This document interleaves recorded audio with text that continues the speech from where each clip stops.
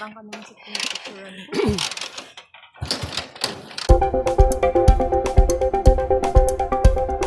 The peak of Pico de Loro. That's why it's called Pico de Loro kasi it looks like a parrot's beak. So once nakita nila yung silhouette niya, they know that they're near Manila, and as they go closer, they need to go east para marating nila ang Manila.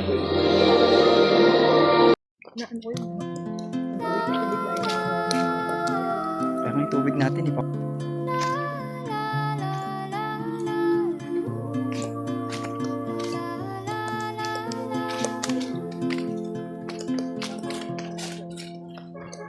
Katapang sa lupa'y para akong inaalon at nalulunod sa batikos ng mundo sa kung ano lamang ang kaya ko.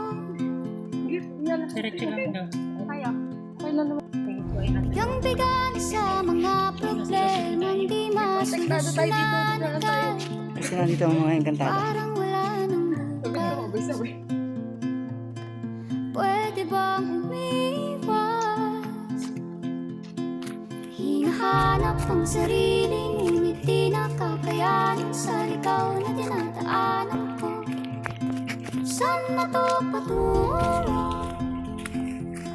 Saan ako patungo? Kailangan sa buhay yan. Dahan-dahan natin Ito, kapahinga pa si kuya. muli ang paghakbang.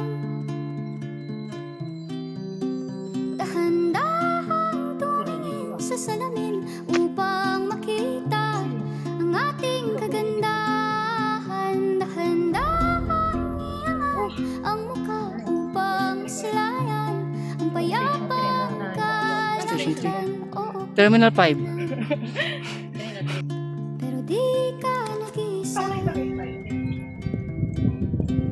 kaya't lumaban ka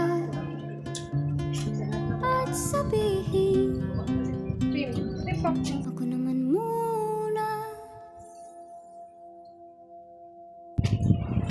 Kada langhap sa hangin, pansin ko na lagi na lang usok. Walang malinis, halos puro polusyon. What's the Parang ako raw na konsumisyon. Gulong-gulo ang isip, san ba lulugar kapag nagkamali? Grabe sila manghusga. Perpekto ba sila? Huminga ka ng malalim at isipin ang mabuti ang mga desisyong ilalaan para sa kinabukasan nang makapunta sa paroroonan.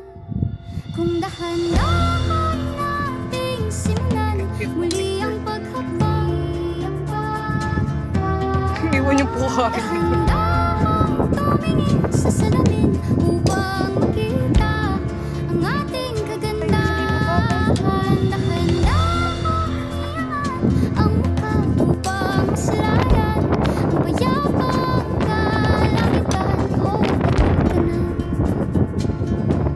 pero di ka nag-isa, di ka nag-isa.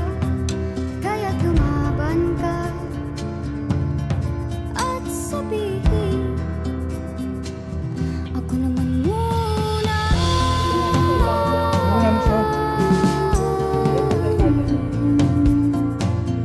Ako naman muna.